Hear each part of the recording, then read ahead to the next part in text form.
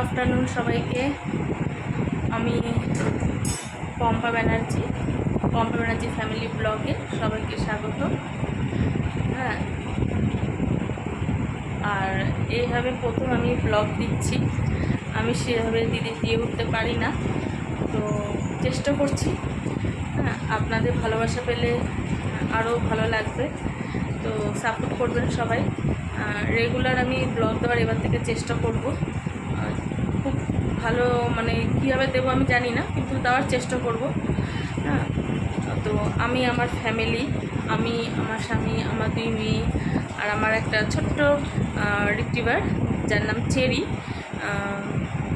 6 month over হলো। হ্যাঁ, তাকে নিয়ে আমার সংসার। তো এই ছোট্ট সংসারে সব রকম খুঁটিনাটি কী করছি না করছি, কোথায় যাচ্ছি, সব আপনাদের সাথে শেয়ার করব। তো আজকে ব্লগটা আমি এখান থেকে শুরু করব, দুপুরবেলা থেকে। তো সকালবেলা আমার ছোটো মেয়েকে পড়তে নিয়ে যেতে হয়, সে ক্লাস 8-এ পড়ে। নিয়ে যেতে হয়, বড় মেয়ের পরীক্ষা থেকে, সব কিছু নিয়ে সকালবেলাটা খুব ব্যস্ততার মধ্যে দিন কাটে এদিক ওদিক করে। তো এখনও রান্না করে উঠতে পারিনি, কোনো রকম এদিক ওদিক করে ওঠে। তো আজকে ওর বাবা থাকে, অনেকটা হেল্প হয়ে যায়। তো চেরিকে এই দেখুন, চেরি এখানে শুয়ে আছে, কী করে কী করবো। এই চিলি চিকেনটা মেখে রেখেছি, আর ওখানে রাইসটা বসিয়ে দিয়েছি।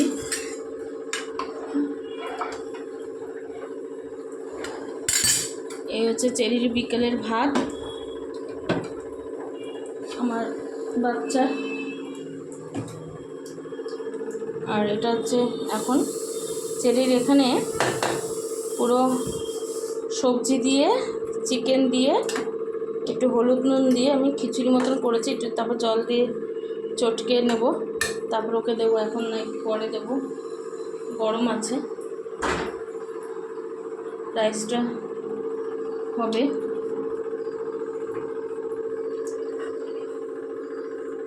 রাইসটা যতক্ষণ হোক, সবজিগুলো কেটে রেখেছি।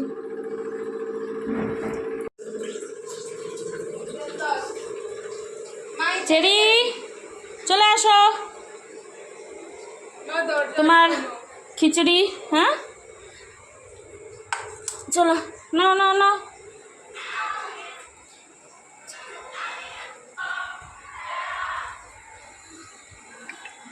চেরি জলের বাটিটা কোথায়?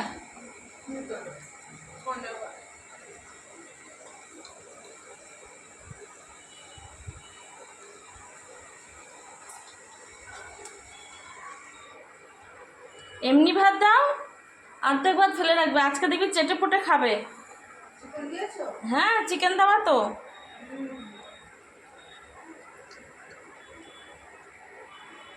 রানী মা,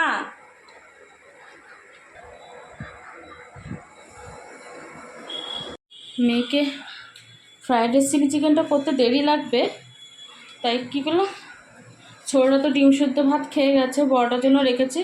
ওকে একটু চিকেন ভেজে দিই, ও খেয়ে ঘুমিয়ে পড়ুক। কারণ ওই সকালবেলা উঠে ওর 5টা সাড়ে 8টার পরীক্ষা ছিল, ঘুমিয়েছিল। আর পড়ছিল। তো উঠে আবার 5:30টার মধ্যে রেডি হয়ে 6টার মধ্যে বেরিয়ে যেতে হয় ওকে স্কুলে। তো ওকে একটু ভেজে দিই, ও খেয়ে যাক, খেয়ে অন্তত ঘুমিয়ে পড়ুক। তারপর ঘুম থেকে উঠে তারপর ও খাবে।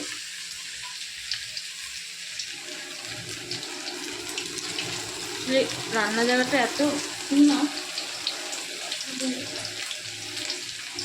আবার মেয়ের একটাই আছে, হাড় খাবে না।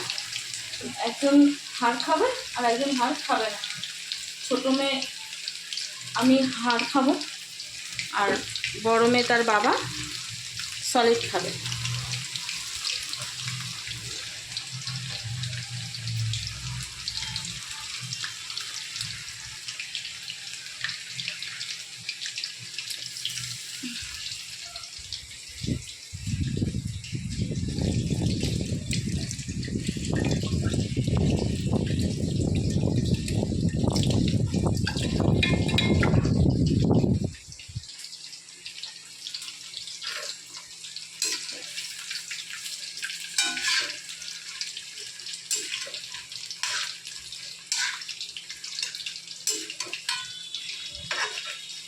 চিলি চিকেন করতে সময় লাগে না, সময় লাগে হচ্ছে শুধু ভাজতে একটু সময় লাগে। আমি অবশ্য 2 বেলার জন্য করে রাখবো চিলি চিকেনটা। আর ফ্রাইড রাইসটা আমি একটু বেশি করে করব, কারণ আমার মেয়েরা একটু ফ্রাইড রাইস হলে একটু ভালো খায়, বিকেলবেলাও এসব খাবে, রাত্রেবেলাও খাবে, থাক। আর আমার মাসি আসবে বিকালে, তো আমি মাসি রুটি খেয়ে নেব। আর ওরা যদি রাইস থাকে তো রাইসটা ওদের জন্য একটু বেশি করে করে রাখি যখনই রাইস করি, কারণ ওরা খুব ভালো খায়। তো থাকলে বলে বিকালের জন্য রেখে দাও।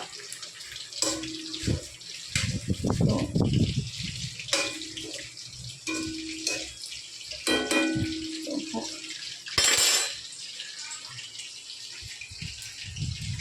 এখান দিয়ে খুব সুন্দর হাওয়া আসে রান্নাঘরের এখানটা দিয়ে। একটা জানলা বন্ধ করে রেখেছি, উফ যা গরম।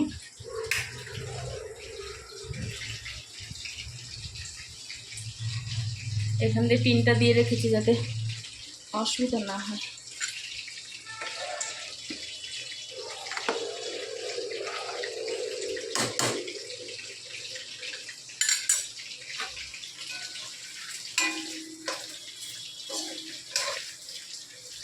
ভেজে নিই।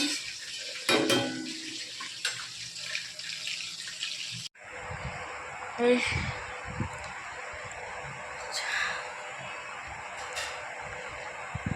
রান্না করে এই কোনো রকম ফ্রাইড রাইস চিলি চিকেন করলাম, করে বড় মেয়ে তো দেখলেন ডিম আর একটু চিকেন ভাজা দিয়ে ভাত খেয়ে শুয়ে পড়লো, কারণ সারা রাত্রি পরে আর সকালে স্কুলে চলে যায় পরীক্ষা দিতে। তো এসে কোনো রকম খেয়েও শুয়ে পড়ে, আর পুরো তখন উঠে আবার সেই সন্ধ্যার সময় উঠলে তারপর খাবে খানে। আর ছোটো মেয়ে তো আস্তে আস্তে প্রায় 6টা 5-10 হবে, চলে আসবে, ওর বাস চলে আসবে বাড়ির সামনে। তারপর ও হাত মুখ ধুয়ে তারপর খাবে খানে। এবার রান্না করলাম, বাসন মাজলাম, সব রান্নাঘর পরিষ্কার করলাম, কারণ একবার যদি হয়ে যায় তাহলে আর পরে আর হয় না। আবার স্নান করে ফ্রেশ হয়ে নিলাম, ফ্রেশ হয়ে একটু বাইরে যাব, দরকার আছে, কাজ আছে। ওর বাবা খায়নি, 3:30 পৌনে 4 বাজতে যায়, এখনও খায়নি। ওর একটু ঠাকুরের পুজো টুজো দিতে দেরি হয়ে যায়, দিয়ে খাবে। ওর বাবাকে খেতে দিয়ে তারপর আমি বেরাবো। বড়টা ঘুমাচ্ছে ওই ঘরে, আর চেরিও তার সাথে ঘুমাচ্ছে এসি চালিয়ে। আজকে কি হয়েছে, বড়টা মানে এত টায়ার্ড হয়ে গেছে, এমনি সময় করে না, বকবো কী করে, এমনি সময় করে না, টায়ার্ড হয়ে গেছে। ও পুরো জানলা দুটো যে খোলা পর্দা দেওয়া ছিল খেয়ালও করেনি, এসিটা চালিয়ে রেখে দিয়েছে প্রায় 10-15 মিনিটের ওপরে। দরজাটা খুলে যখন ওর বাবা গেছে কোনো দরকারে ঘরে, দেখছে জানলাগুলো খোলা, এসি চালানো, পুরো মানে যাচ্ছে তো অবস্থা। তারপর আবার জানলাগুলো বন্ধ করে দিয়ে আসলো। চেরিও ঘুমাচ্ছে, বড়টাও ঘুমাচ্ছে, যখন উঠবে।